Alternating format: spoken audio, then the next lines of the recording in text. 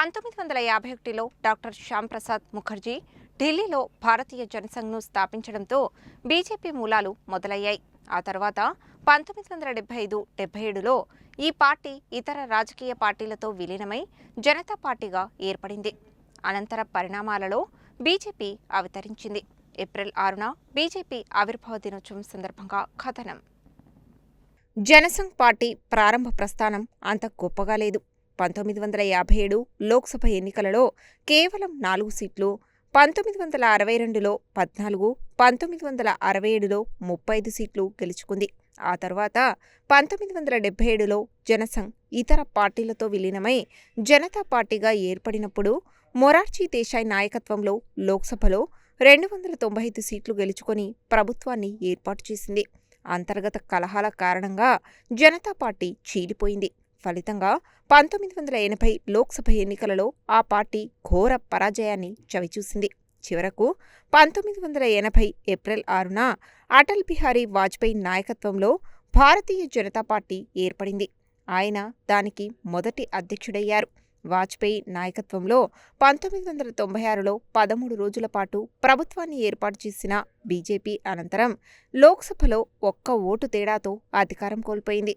ఆ తదుపరి 1998లో జరిగిన ఎన్నికల్లో విజయం సాధించి 13 నెలల పాటు అధికారంలో కొనసాగింది.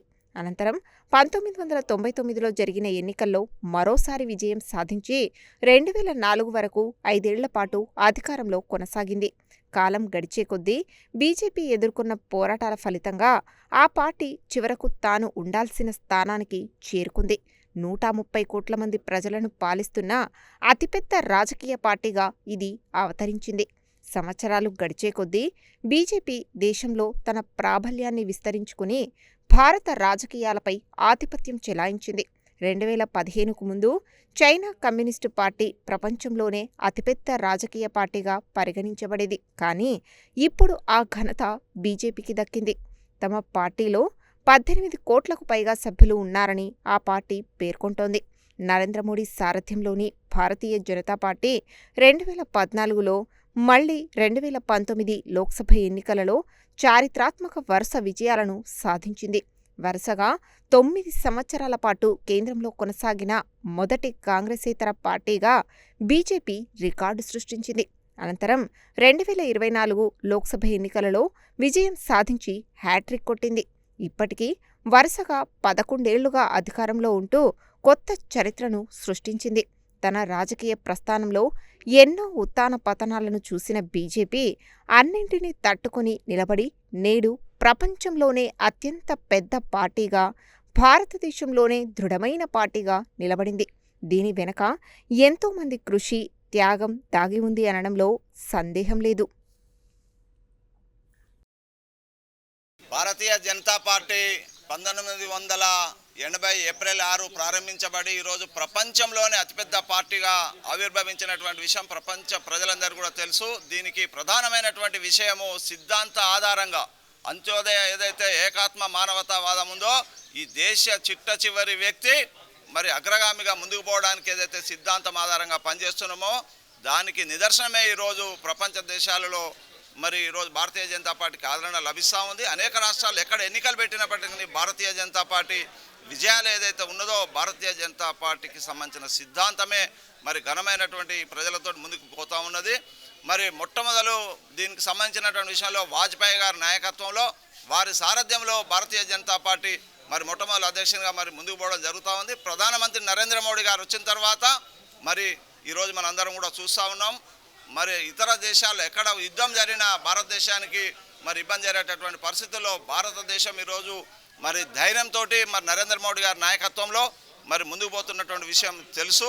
మరి మరొకసారి జిల్లా ప్రజలందరూ కూడా మరి ఏప్రిల్ 6 సందర్భంగా పార్టీ ఆవిర్భావ దినోత్సవ సందర్భంగా శుభాకాంక్ష తెలియజేసే సంవత్సరంలో భారతీయ జనతా పార్టీ ఏప్రిల్ 6వ తారీఖున ఆవిర్భవించింది.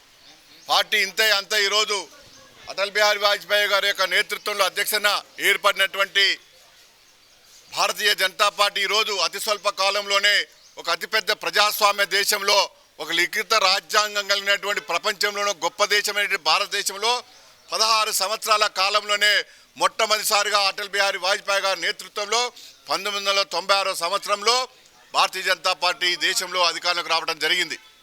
భారతీయ జనతా పార్టీ నైతిక విలువలకు ప్రాధాన్యత ఇస్తా ఉన్నది.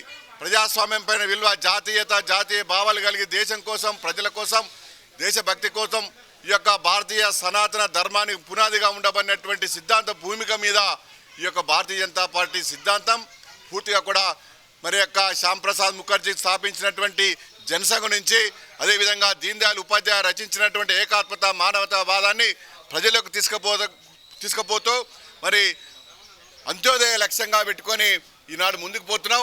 వికసిత్ భారత్ లక్ష్యంగా పెట్టుకొని అదేవిధంగా శ్యాంప్రసాద్ ముఖర్జీ, దీన్ దయాళ్ ఉపాధ్యాయ గారి యొక్క ఆశయాల సాధన కోసం 2047 సంవత్సరానికి భారతదేశాన్ని ప్రపంచంలో నెంబర్ 1 దేశంగా తీర్చిదిద్దే లక్ష్యంగా ఈరోజు దేశవ్యాప్తంగా కూడా 14 కోట్ల పైగా సభ్యత్వం కలిగి ఉండి ప్రపంచంలో గొప్ప పెద్ద పార్టీగా అవతరించినటువంటి భారతీయ జనతా పార్టీ ఈరోజు ఆవిర్భావ సందర్భంగా వాడవాడలో ప్రతి ఒక్క బస్తీలో, బూత్ పరిధిలో ఒక పండుగ వాతావరణంలో భారతీయ జనతా పార్టీ ఆవిర్భావ ఉత్సవాలు నిర్వహించుకుంటున్నాం.